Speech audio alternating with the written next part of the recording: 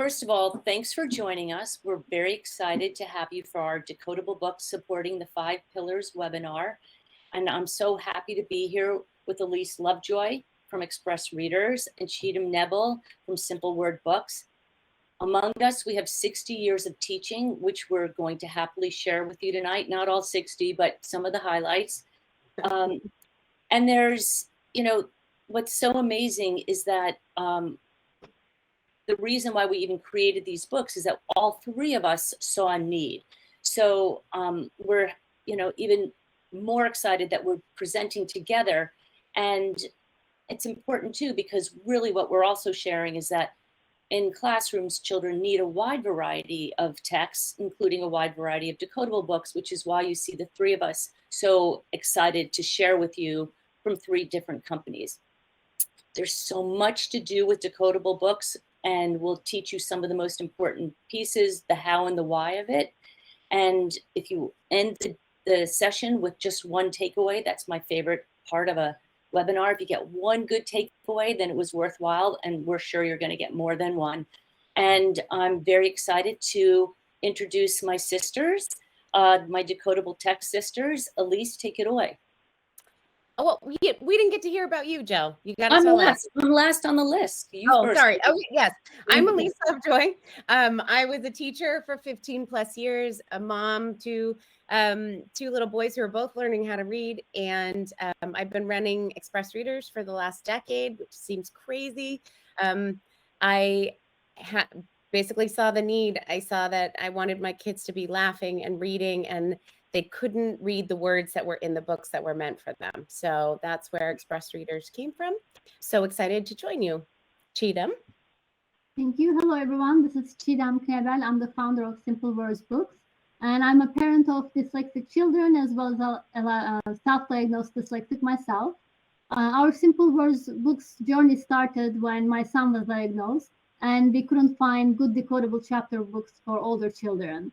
So as you can hear, English is also my second language, and books are also, decodable books are also important resource, especially for older English learners, which I was one myself. Therefore, creating these decodable chapter books is my mission and passion in life, and I'm so happy to be part of this webinar today.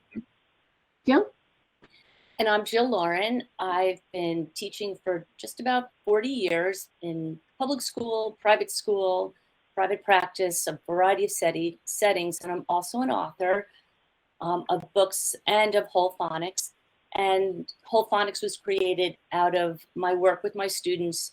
We just, over the years, saw the need for more, like Elise, more exciting, engaging, colorful, fun books that not only taught children how to read, but also showed them how great reading is as a lifelong skill. So we're so glad to see you tonight, to be with you tonight, and take it away, Elise. Okay. All right. Here, let's look at that next slide here. So obviously the research behind everything that we're going to talk about, it's a very large body of research. And I am talking about the science of reading. I'm going to show you here the brain imaging, or our simplified version of what's happening in the brain, because the one point that I want to get across with all of this is that before children learn how to read, connections in the brain are not there. This is how we know that reading needs to be done explicitly and structured, and it needs to have practice in the right ways. So let's see that next piece. In the next slide, you'll see that that I've done a really simplified version so you can see here. It's like in the front of the brain is where we hear the word, we hear the sounds, we take in the fact that the sounds make up a word. Then in the next piece, you hear the sounds in a word, and you also hear what the phonics are that relate to that. So it's where our brain starts to develop what that word is and be able to see it.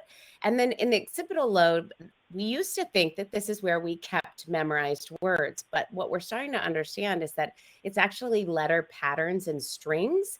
And so this is where a lot of the work comes in, is that we're realizing that children need to practice with specific parts of words again and again and again in order to take that in, to map it, or what we call orthographic mapping, and be able to retrieve it quickly for reading.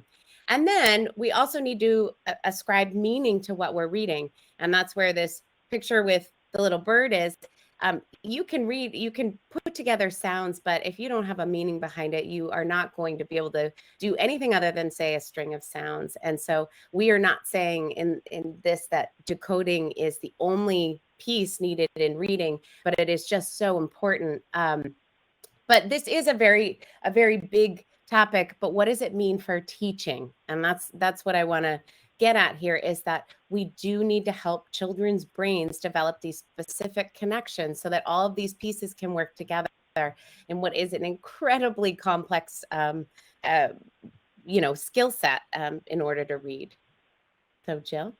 I'm sure that many of you are familiar with the studies of the National Reading Panel, and it's a meta-analysis of over 100,000 studies. That's a lot of studying, and including another 10,000 published from before 1966. And so from this pool, 5 big ideas came about related to phonemic awareness, phonics, fluency, vocabulary, and comprehension. And tonight we're going to talk to you about how these pillars are critical aspects of teaching decodable text. So next slide. And we just also, next slide. And we want to acknowledge that, or mention that after the National Reading Panel report came out, Hollis Scarborough created her reading rope. And I actually was reading that she literally used pipe cleaners to concretize this idea that she had, which is, or he, actually I'm not even sure if it's a man or a woman. So brilliant, but it's all the components that go into being able to be a good reader, from decoding and phonological awareness and sight word recognition at the more mechanical aspects to all the meaningful components, the language comprehension, like what we know about the simple view of reading, that we need our decoding, we need language comprehension to become skilled readers. Decodable text provides explicit code-to-text match. This means that the words in the text are explicitly taught to the reader prior to reading. For example, here you can see Zach's PAL decodable book, and before we read this book, we should already be taught the phonics rules on the left-hand side. Decodable books are written with a scope and sequence, which means that there's progression in the words that are used. Typically, a decodable reader starts with short vowel and CVC words. As the reader is taught more advanced phonics rules, they will be able to read decodable books with words that follow these advanced rules. Here you can see the progression from easier to read to more complex decodable text. Following this progression will help build reading stamina while keeping the striving reader engaged and less frustrated. It's important to note that not all phonics books are decodable, and we need to be careful when we're picking the right books for the reader. Many popular phonics series include a few words that are decodable, along with many words for which the code has not been taught yet. These phonics books will be harder for striving readers to use independently. For example, in the next slide, if we look at this other series that is known to be for early readers, there are many words that use rules that are unlikely to be taught at this reading level. For example, if the reader is taught the rules, including final blends and CK digraph, then you can see the decodability of this book is very, very low. And if you look at the words marked in red, these are much higher level words that will need to be read through memorization, not decoding, and that is not how reading should work. Okay, so now we're going to talk about phonemic awareness. So next slide. So before we talk about Louisa Moats, first of all, I do want to give a nod to Hollis Scarborough, who is indeed a woman. I just needed to say that. But one of my favorite books, which was sitting here we go, which I've held on to near and dear, Marilyn Adams, Beginning to Read. And in 1990, so this is how long we've been talking about this, the science of reading is not new. 1990, Marilyn Adams said the lack of phonemic awareness is one of the most powerful determinants of the likelihood of failure to read, which is why it's important that we do teach phonemic awareness. So as Louisa Moat said, of all the phonological skills, the ability to identify, manipulate, and remember strings of sounds together accounts for a significant portion of the difference between poor and good readers. And we're going to focus on just 3 phonemic awareness skills, the ones that are actually getting a lot of attention, isolating, blending, and segmenting. We'll get to that. But before that, I also want to add that, and if you study phonemic awareness, you'll see that there's a wide range of opinion about what's the right amount of phonemic awareness. I can share that the way I've taught phonemic awareness is directly related to segmenting and blending and isolating sounds. But as soon as possible, we see the benefit of attaching what we know about the sounds of letters, the phonemes, to those graphemes, to those letters. And as Susan Brady said, which I think is really worth noting, what we're finding now with very impressive meta-analysis coming out that they're reviewing lots of studies, is that connecting with letters is key and really boosts learning about phoneme awareness. You need some phoneme awareness to get started. Then as you learn more letters, the two are reciprocally related and boost each other. In other words, some of the activities that involve 10 to 15 minutes of pure phonemic awareness, they're not seeing that is as effective as spending some of that time connecting the letters, or much of that time connecting the letters to what they know about those phonemes. So the whole phonics material, that, as I said, we're focusing on isolating, blending, and segmenting. And this is a day 1 activity. And even so, even here, there's no reason to have to go through all of these words. A few words of each category, really to warm up a child's ears. That's what I like to call it. Let's warm up your ears, because they're going to be listening as they're reading the sounds or as they're spelling. And even here, I would probably start with just the isolating and then move to blending before we read, and save the segmenting for when I'm doing the encoding tasks. And so I want to suggest that any book, you don't need a phonemic awareness program. You take any decodable text, you open it up, and you've got everything you need to be able to do your isolating, blending, and segmenting tasks. Just, here's on the Express Reader book, Cat Can, what's the first sound you hear in cat? What's the first sound you hear in hug? Or what's the last sound you hear in pal? So, or whether you're blending, like listen, say the word, I'll say the sounds, you say the word, at, or g. It's all here for you. So, and same thing with spelling. What we talk about, visual, auditory, kinesthetic, the connection. So what you're seeing and hearing is what you should be reading and writing, and using exactly what's in your decodable text keeps it all integrated, and then allows for that repetition that's so important in building orthographic mapping. While phonemic awareness may taper off as children become more comfortable, there's still an important role for it. So when children start to learn beginning and ending blends, that's a period where they often leave out the second sound. So this is a great place to say, and this is from Cheatham's book, Spring Mess. It's a great opportunity to say, okay, the word is stem. Repeat. What are the first 2 sounds in stem? Just heightening their awareness that some words, they're, after they spent so much time doing CDC words, now we're building our words. You have to listen carefully to hear if those words have more sounds. That's as the curriculum develops. Same thing for the ending sounds. The word is just. Repeat, what are the last 2 sounds in just? So you can take, again, you just using the regular books, the books that you bought, you don't need a specific program. You can use the words from the book to do your phonemic awareness activities. And the same thing in the next slide, you'll see with with multisyllabic words. So the teacher, this is from the Gold to Black Rock. the teacher will say the word is, oh no, actually listen to the syllables, sell, fish. And then I'd like to have a hand signal because I don't want to say what's the word because now they're holding on to sell, fish, and I don't want to interrupt that. So I'll say syllables, you say the word, sell, fish. Just like move your hand across to indicate, blend it. Same thing for segmenting. Instead of listen to the sounds, listen to the syllables. The word is digging. What is the first syllable in digging? Dig. Or now say digging without ing. Dig.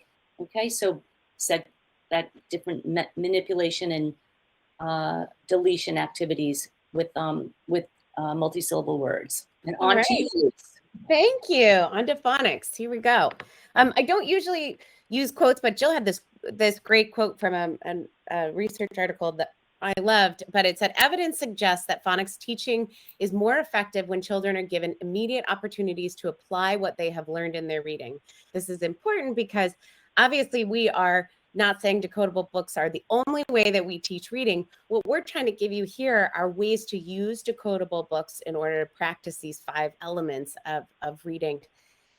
So really, what is the objective of a phonics lesson? The objective is to teach children the sounds, the spellings that attach to the sounds that are in spoken words. The objective, though, is to eventually be able to read those sounds in actual words. So there is an application that needs to happen. It's not just knowing the sounds, it's how do you apply them. If it's just phonics, it's very disconnected if we teach phonics as a standalone. So in the next slide, you'll see that when we talked about the brain, the parietal lobe is the part where we talk about word analysis and connecting the spoken sounds to the corresponding phonics structures. This is where your phonics lesson comes into play. We're teaching the kids, what do those sounds look like? But eventually we want them to transfer it into this automatic part with our the occipital lobe. And no matter how many big words I use on this part, all I'm saying is we need to actually help them apply the phonics that we're teaching them. So I'm going to show you a couple of ways to use phonics, but the first thing I want to say is about scope and sequence. This is whole phonics, scope and sequence. And what's so important is that no matter what program you're using or what series of books you're using, you need to look at the scope and sequence. A lot of publishers, like the 3 of us, have these very very easy to access on our websites. You'll see here, it'll show exactly what should have been taught before they start reading those books. Now, if you need to wiggle a little bit, because not all series are exactly like the books that you're reading, you know, we might say like, look at this one. If you look on the left, you'll see that there's a real breakdown of what's in it. Now, there might be some books that have more vowels than you've taught. This will help you so that you can figure out which ones you need to pull out and make sure that you identify for the children. So in the next scope and sequence, you'll see simple word books, and simple word books I love. They're so interesting because it is for higher age groups. So the children have books that look like their peers, but the actual phonics that's within it is an easier scope and sequence. And so by looking at this, there's a lot more words in them, but it's still so important to look at what are the phonics that are in those books. So, Wiley Blevins says this great, he has this great piece about the common causes of phonics instructional failure. And 2 of those in there, and one of the things that he really presses is that it's a lack of application to real reading and writing experiences, that the amount of time spent in a phonics lesson or a lesson that is meant to teach those phonics, a large part of that should actually be taught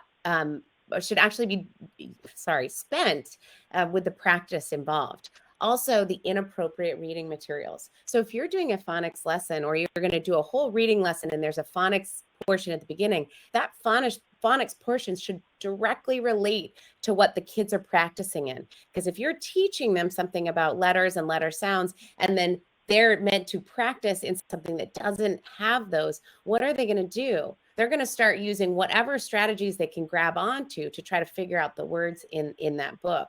So it's about finding books that go along with that. I'm going to show you real quickly a sample phonics lesson what maybe something you would do.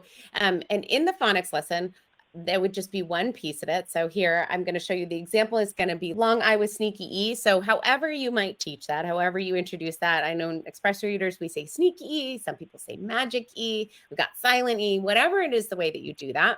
Then the next thing you would do would probably be a hands-on activity. Maybe if it's the second or third time you're doing it, you're doing some kind of written work or a dictation, you're doing word building, matching cards, picture cards with word sounds or word cards with that phonics. Then you would introduce and map the sight words. Sorry, we're jumping around here.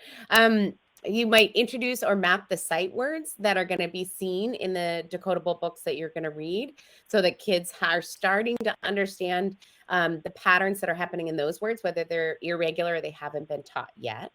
And then you would point out and identify what are the phonics that are in that specific book that you're going to use. Now, you might have a little leeway with this. Some of the great whole phonics books, the hen, oh, sorry for messing it up. Mel, you were telling me about Mel. Oh, my little boy loves that book.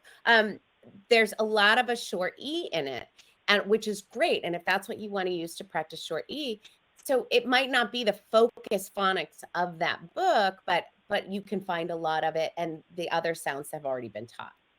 So this is one of our books, Pig Hikes, and it's the long I with the sneaky E. And you'll see really quickly there's multiple words that have that pattern in it. So you might have the kids identify what those words are. You might have them point them out. You might do lists of words or use them in another activity outside of the book. So kids are using it out of context and then having to read it, which is the application of that. And I'm going to just continue the lesson because I want to make sure I want to reiterate that we do read multiple times at the end of a lesson. So yes, we're going to talk about the phonics, but I just want to make sure that gets said that in a lesson we're applying a lot. Now I'm going to show you a couple of activities. So how can we use these books? Decodable books are just a great, powerful tool. They're essential to actual reading practice, but how can we use it for other ways to support the other pillars of reading instruction? I Spy is a great one. I spy a word with the sound spelling for long I with a sneaky E, and kids will put their finger on it. So I'm showing you this in multiple books because it doesn't matter what series. So I spy the sound eh. And can you find a word with the sound eh? And kids go through and put their finger on. Oh, then we're on to sound hunt. So using that one step further, they're finding that sound spelling and they're applying it. I'm going to be giving you this as a download, but the sound to find with a specific spelling. So the kids would then have to apply meaning to that as well. This is a sound hunt in one of the Simple Words books. So even when the kids are older, they still might be learning the same phonics. How can I go ahead and pull that while doing a sound hunt with one of these books? This is short A. So yes, it does also have blends in it, but a way to practice. This is a sorting activity. So taking all the words with blends that are on this one page and saying, we're going to sort. So this next one, we're going to sort all of the L blends. Can you find all of the L blends? There they are. And then the next is, can you find all the double letter blends? So finding all those words that have the double letter, whether you call it floss rule or whatever the phonics structure you're using for it. The next one is magic chain. And this is something, this came from Jill over at Whole Phonics. Magic chain is, I know you've probably seen word ladder. This might be done just orally, but it can also be done with word building. So whether it's on a whiteboard or with letter tiles, this one here is changing one letter at a time. I'm going to show you the next slide because I took a list from Cigdem's books. One of the great part about decodable books is that because they're often practicing one phonics skill, you have a list right there. I know maybe some of you feel the same way when I'm teaching. One of the most frustrating things is on the spot, I can't think of the list of words. Well, here you see Cigdem's book with the short A, and so I made a magic chain out of that. A really easy way to look at materials. In the Express Readers books, you'll see word building. We give lists of how to do that. So then I'm showing, just like with the magic chain, you would build a word by using with our wonder words. So you would build a word and then you might change one of the sounds. So let's go ahead and see that. So basically, no matter what series of books you're using, you can single out one specific phonics, so phonics structure. Some part of this makes the educator the expert. They have to be the expert in sound spellings in a way, because they're looking at books and they're deciding what they need to practice and which book or set of books goes along with that. And the last quote I'll leave you with is that the text children are exposed to early in first grade. Now, this is back in 1985. So, of course, we're now looking at kindergarten being along this side. It may differentiate, shape their word identification strategies. So if you're giving children with words that are not decodable, books with words that are not decodable, and that's what they're used to practice, they're not going to use their decoding strategies or the phonics that you're teaching them. So it's so important to be using those decodable books. And the last slide is just a recap of what about this phonics section. So use decodable books to make phonics automatic and decoding the go-to strategy for reading. So making sure we look at our scope and sequence, making sure we directly connect a phonics lesson to the decodable book, and using engaging activities, because why not use that resource in a lot of different ways? We only have so much space in our classroom and so much bandwidth in our brains, so use it how you can. Well, that's me, Fluency. So reading fluency is the ability to read text with reasonable accuracy at an appropriate rate with suitable expression and accurate comprehension. There are 4 types of fluency: reading, oral reading, and written. Today we'll focus on reading fluency. Fluency builds a bridge between word recognition and comprehension. It allows students time to focus on the meaning of text and make connections between what they are reading and their background knowledge. Therefore, they're able to concentrate on comprehension. As with all new skills, learning to read with fluency is a process that requires practice. First, we learn to read a word accurately, then with practice, we become more fluent. Lack of fluency negatively affects comprehension, especially when a reader has to put too much attention into sounding out the words individually. Elise mentioned how our brain works and that it can only handle a limited number of texts at a given time. If a reader is struggling to identify words, their brain focuses all its energy to decode the word versus understanding its meaning. The common roadblocks to fluency are decoding each sound in the word too slowly, getting stuck for too long on unfamiliar words, guessing words incorrectly instead of reading, which results in processing the context of the wrong word, or reading too quickly without understanding the context. Lack of fluency also causes frustration and discouragement. The reader can often get overwhelmed and exhausted, which also negatively affects reading confidence. Reading fluency has 4 elements, which are accuracy, speed, expression, and comprehension. Each element is important, and none of these is solely enough on its own without the others to achieve fluency. Decodable books provide fun, engaging opportunities to practice the phonics rules the reader has learned. Practicing these phonics rules is just the same as practicing math rules. When teaching math, we don't start with algebra. So we start with the 4 basic math operations in the order of addition, subtraction, multiplication, and then division. When we're teaching addition, the students need to go through a lot of addition worksheets. And we don't give multiplication worksheets mixed with addition while they're still working on learning addition. In the same concept, similarly, while we are teaching a phonics rule, the text focuses on that rule as well as the previously taught ones, and they're not taught to read. They're not asked to read books with rules that are not even taught yet. And as they progress, they read more complex texts, just like they start with addition, eventually work on more advanced problems that include addition, subtraction, multiplication, and division. It's again like same with playing music. We don't hand a beginner piano player a symphony. We begin with easier tunes that they can quote unquote decode, such as like Twinkle Twinkle Little Star or Happy Birthday, before they move on to more advanced songs. So naturally, anyone who is learning a new skill needs to practice to automate it. And every beginner needs to practice to get better. As I mentioned before, just more practice is not enough for fluency. It has to be with text with the right words. An analogy I frequently use about decodable books is going to the gym for a workout. If the workout is too weak or too heavy, we don't get the best results. But if we push ourselves slowly and regularly, that's when growth happens in the muscles. To get stronger, we have to progressively lift heavier weights with repetition. But if we increase the weight like too quickly, too much, too soon, then we may get an injury. Decodable books also follow the same exact approach. With reading, the key is to choose a decodable text that matches the reader's skill. Not only does this allow the reader to decode and build new pathways in their brains, but it also helps build confidence as they see their progress. And this may just be the difference between reading as an obligation and reading for fun.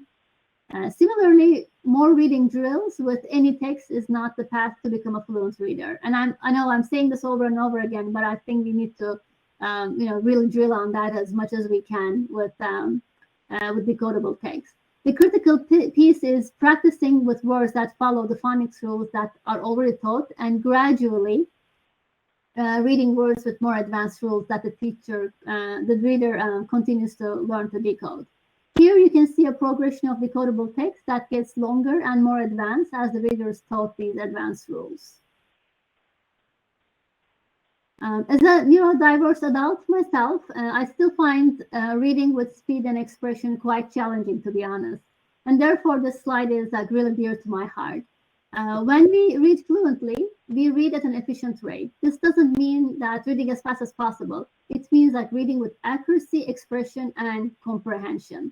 When we read with expression, it means the reading sounds like reading this words like spoken language, where the pauses and periods and commas and emphasis on important words. For example, if we read "Let's eat grandma" versus "Let's eat grandma," these two sentences have a very different meaning, especially if you're grandma. Little words that could also easily be omitted are important in the context. And these three sentences, "we're going to play," "we're going to a play," and "we're going to the play," all have different meanings. To read with expression, the reader must be able to chunk the words in groups, so they're reading words in phrases versus one at a time. And theater plays are a fun way to practice expression and rhythm. There are several decodable plays by express readers, whole phonics, and simple verse books that you can explore at various points in their progression. In the next slide, I want to talk about the best practices for reading fluency. So with a beginner reader, if a word is decodable, meaning the reader has learned the phonics rules, but they're stuck, ask them to tap the word. Remind them to slow down and decode again, and point out the words if necessary. Once they accurately read it, ask them to read with continuous blending. It is important that they're not guessing the word or cluing the text from illustrations. To build reading stamina, start slow and short and gradually improve upon it. This may mean a few sentences and then making it a paragraph, a page, a chapter, and so on. It's also helpful to break a long reading into smaller chunks and take some breaks in between if needed, even possibly taking turns. For example, you can read one sentence or a paragraph or a page, then take turns for the reader to read the similar amount. Reread the word and then the sentence if the reading lacks fluency. Ask the reader to summarize the story in a few sentences every few pages to confirm that they understand what is read. Also encourage them to make predictions about what might happen next. This enforces their understanding of the story. Explain vocabulary where needed, of course, to make sure that they understand the meaning. Encourage the reader to connect to the story in his own words and engage with the story by discussing the thoughts and actions of the characters, discuss the feelings and expressions and needed, and reread text with expression. Set a daily routine and preferably read every single day, even if it's only a few sentences or a few minutes. It helps to set the target and expectations for the practice before starting to read. So make sure, if you expect them to read a chapter, then they know that's the expectation. And as they get stronger, you can let them read longer and eventually independently. And always approach reading with kindness and make reading fun, because at the end we really want to have lifetime readers, not people who just have to read because they have to. In the next slide, I will talk about ways to improve fluency. And I'll say, like, practice with the right decodable text, and repetition is the mother of skill. So without practice, we won't be able to become fluent readers. Echo reading and whisper reading are also great, as well as reading out loud, for example, to younger siblings or even pets. We mentioned the importance of readers' theater, where they can practice, especially with expression. Decodable reading games, which I have a few samples in the next slide, and puzzles also show that also I put the words into out of context, so it improves automaticity as well. When it comes to building a lifelong reader and a learner, the emotional support decodable books provide can be remarkable. Celebrate each accomplishment, and remember, no accomplishment is too small for a striving reader who might have a slower start to reading. Next up is vocabulary. So when we talk about this brain and we talk about listening to something, I'm going to give you an example with the word fit. So you hear the word fit, then maybe you listen for the sounds, it, and you might start to ascribe what the phonics are that go with that. We start reading that, but you also need to know what it means. Now, not just what it means, but what the multiple meanings of it are. Vocabulary complexity is a topic that gets brought up when talked about in the next slide when we're talking about decodable books, because a lot of times we hear, oh, but everything is so simple. Really, vocabulary complexity has to do with the reader, and we get students at all variations with all different backgrounds when they come into our classes.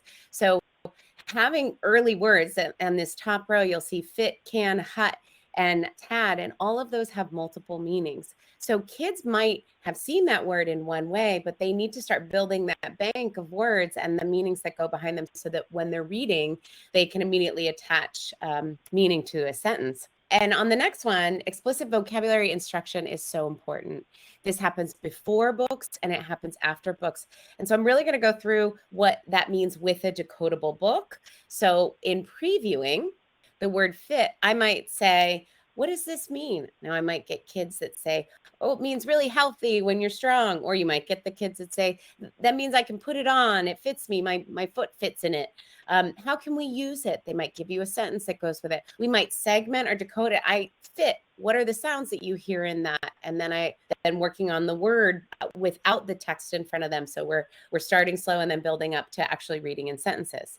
You'll see in the next slide that in the book, it's used, the hut is a fit for bug. Well, this might be a different definition than what they were used to. So we're helping them build up the vocabulary bank that they have. So I might say, well, in this book, what does fit mean? And then we might say, how is it used? Can you use it in a sentence, in the same meaning, but in a different way? And then we might do word building activities, because of course, when we're trying to put that word into our brain in a way that allows us to bring it up quickly, we need to be looking at the structures that are within that word, the sounds and the sound spellings. This is a whole phonics book. And again, they're using the same thing. They're using fit and hit because they have multiple meanings. So although they are very simple words, if we preview them before, especially this will show you, kids will give you the meaning they know, and there's still more to learn about those words. This is a quick key for express readers. You'll see the word den. So here we are starting on a step one. We're just slowly building their vocabulary. We're starting with easier words, but den is not a word that a kid might come across. We have a lot of kids that live in an apartment that might not have a den. We have kids that don't know anything about nature in the sense that they might not know that's where some animals live. So then the next slide, we slowly build upon it. Here's step two. And we're adding to that list. We're adding to their bank that they have, that they're hanging on to, so they can provide meaning to harder books as we go, or more complex. And then in the last slide, you'll see this is a step three. So we're just really building up that bank of words that they have to pull from. And it's not just words, it's also phrases. What do we know? How do words make sense to us, whether they're in phrases or the word itself?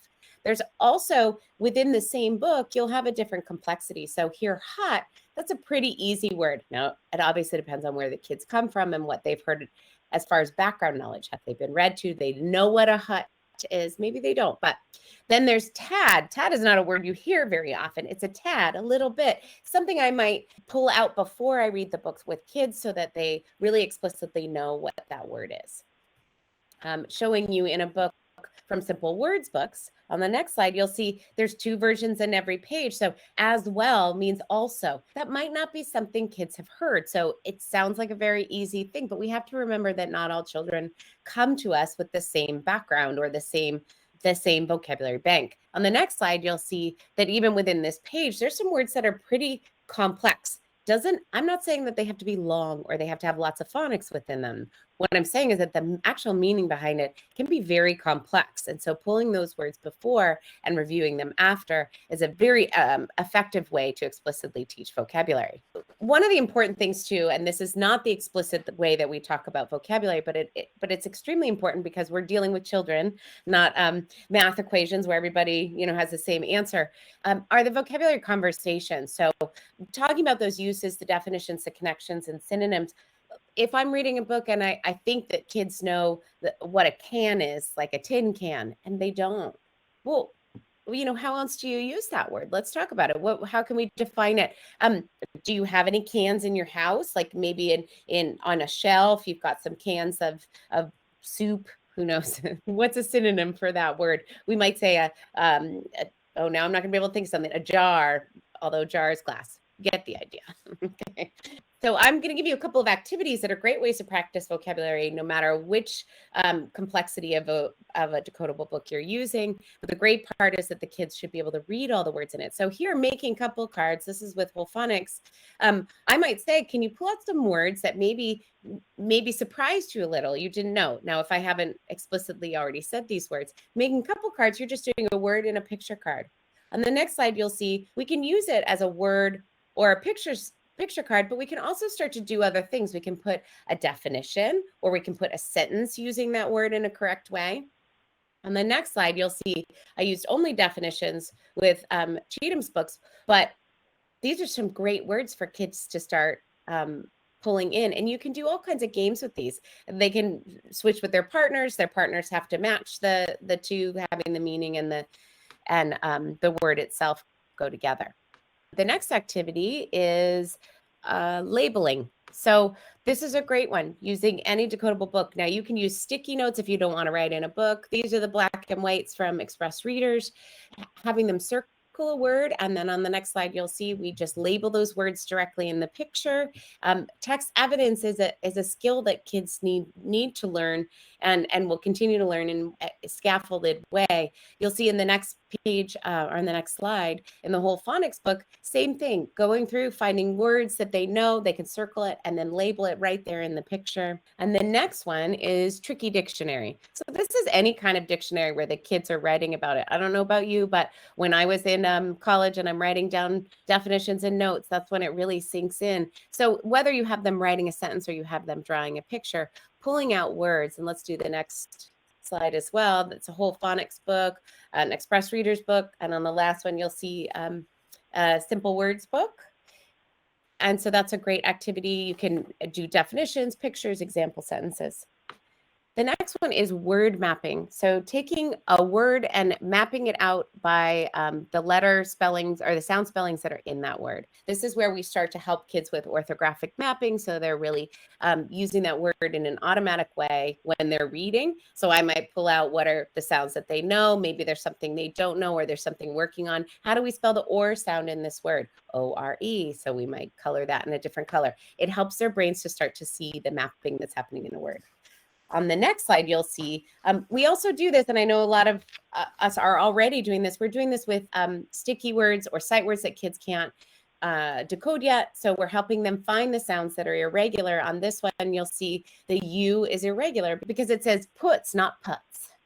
And so by helping the kids out with that one. The next activity is homograph hands. So using the different structures or the different categories of words. So homograph hands, I might give them the paper and we've already explained that homographs are words that are spelled the same and sound the same but have different meanings. Then we're doing homophone hands. So we're doing a word that is spelled, that sounds the same, but is spelled differently and has different meanings, pulling words from different books. Let's see that last slide here, talking about how we talked about this. So teaching vocabulary explicitly.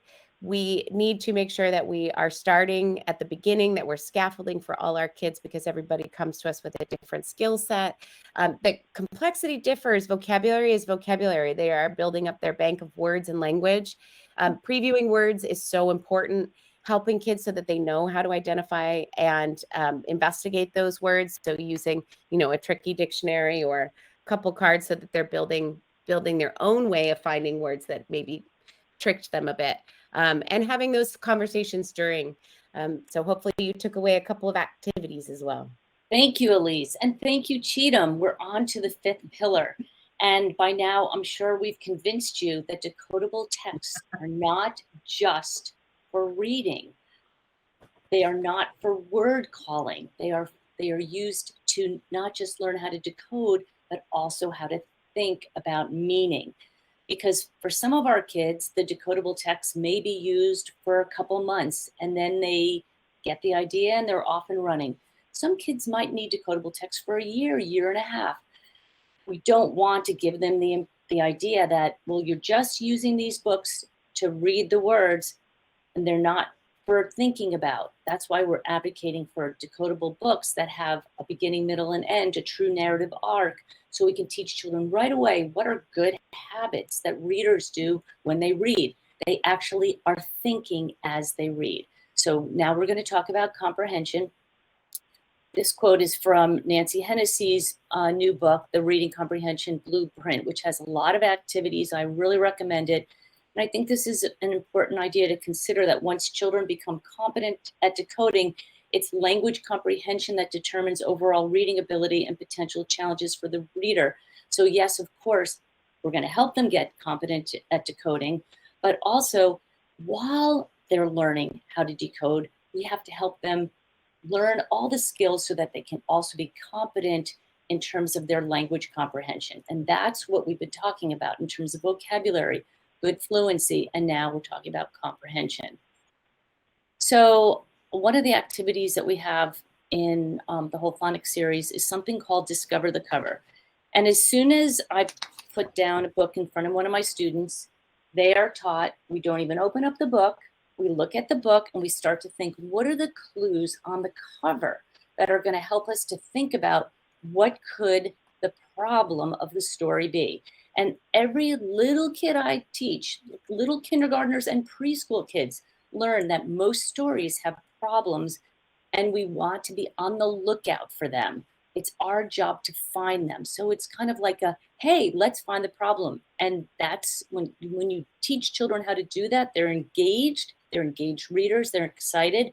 So we're looking at what's the title, what's the cover, what are the clues to make a prediction about what the problem could be. So of course we see, what do I see? I see a pig, I see his wig, I see a smile. Well, that sounds like a good thing. Is there going to be a problem in this book called A Pig in His Wig? Well, one student said, well, maybe the pig loses his wig. Yeah, that could be a problem. And Reed said, well, the pig's wig looks so large. That could be a problem. And Shamika said, well, the pig loves his wig. Well, that doesn't sound like a problem. So we talk about that and said, well, maybe he loves his wig so much that he won't ever take it off. That could be a problem. And then we read the book to see what the problem is. Now, also early on, and what we do is we start to give kids the pieces of that narrative arc. So we're going to be looking for, who is the story about? And the next thing that we're going to teach them is that we have to find, in the next slide, we have to look for that like what's the problem? And then as the story continues, then we're going to look for, how did we fix it? And this is just a little bookmark that we use, and it gets more complex. We add more pieces to it as children become more capable. And here you see the more capable components. This is a classic plot coaster where we have that who that we will write down early on, and the what are the attempts to solve the problem? Do those attempts lead to a new prediction? And then how did we fix it? And is that uh-oh gone? And you can use this plot coaster with any book, really any book, and any decodable book for sure. And this is just an example of a plot coaster that we've filled out with students, you know, listing the who's, the attempts, the prediction. That's a lot of good ideas that just come from one decodable text. That's the point. The decodable text is not just for decoding, it's also for helping us think about meaning.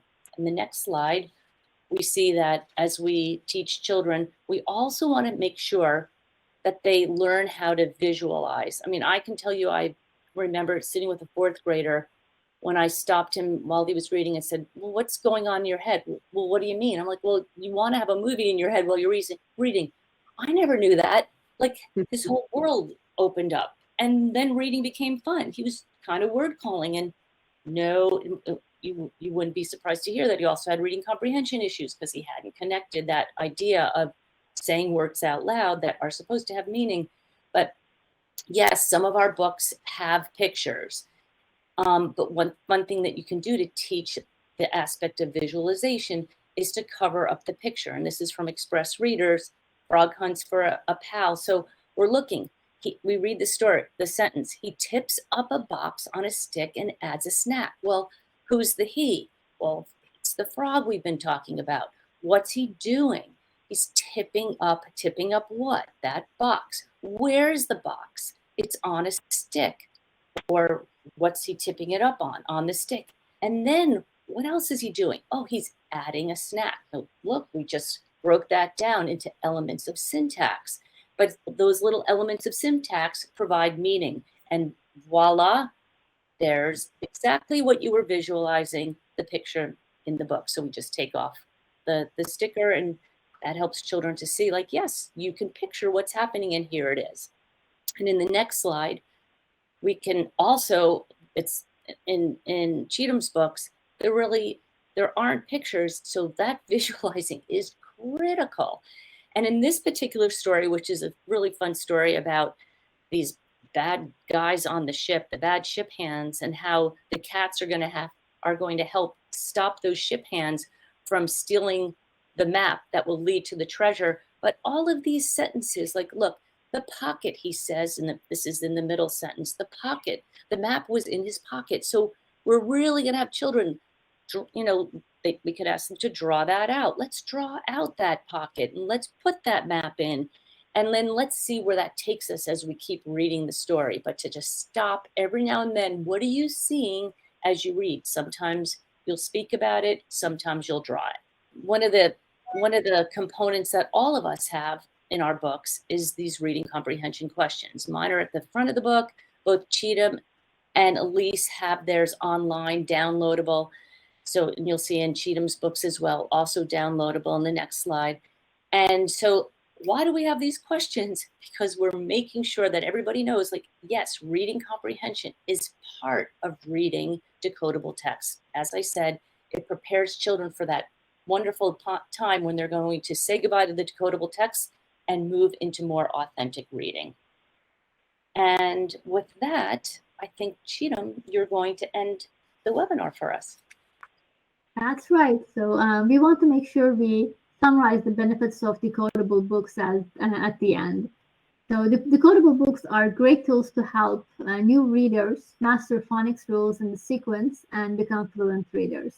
They provide so many benefits, such as they allow practice and build reading accuracy and automaticity, teach the alphabetic principle of our written language, and build orthographic mapping, fluency, vocabulary, and comprehension. They also help break the guessing habit because the reader can decode the words. Therefore, decodable books create reading success and building reading confidence. They motivate early readers to read more, which allows progression towards independent and even leisure reading. So Elise, I think you will now talk about the offers we have. Yep. We are all going to send out an email after this to the list of people that registered, and what you can find in our emails, we're going to give samples and downloads of some of the things you saw here. There'll be a coupon code from each of us, and there'll be links to where to find all of these materials. And so that will be coming. So you don't need to worry about that piece or writing anything down. And the last page, we did run long, as you know, we're 3 women in 3 different companies. We're trying our best to put it all together because we all feel the same way about the content, but it's a team effort. So please feel free to reach out to any one of us about anything you heard here, or any questions you may have. We will be receiving, if you did put any questions in the chat, we will be receiving that log. And so we will try to answer all of the questions or get back to you with that information, because we do want to make sure that we're making this personalized for you. It's just we had so much fun stuff to say. So actually, I got the questions and I kind of grouped them a little bit. So they're pretty much all the same. Are the slides available to print or download? And they will be, as Elise said, we will be sending you links for them. Mm-hmm. And is it recorded? Yes, it is. And we'll share that in the emails that are coming from each of us separately as well. And there were a lot of really wonderful comments. Thank you so much. It seems like, you know, there's a great feedback. Everybody loved it. And I just want to, I always do this. I always give a shout out to the first person who wrote a question or a comment, and it's Tara. And she's from Canada, Ontario, Canada. Thank you. Well, we were so excited to get to do this, and we're so supportive of whichever series, ours, somebody else's outside of here, just finding something quality that your children can apply their reading skills to. And I would also like to just add that I find it super impressive that teachers are doing the hard work of making the shift. It's some people have been teaching for 20 years and they're making the shift. So you're going to see the results. Your children are going to become stronger readers, and it's going to be worth it. And it's going to be, I just think we could all say there's nothing more exciting than watching a child learn how to read. Yes, that aha. So thanks to everybody.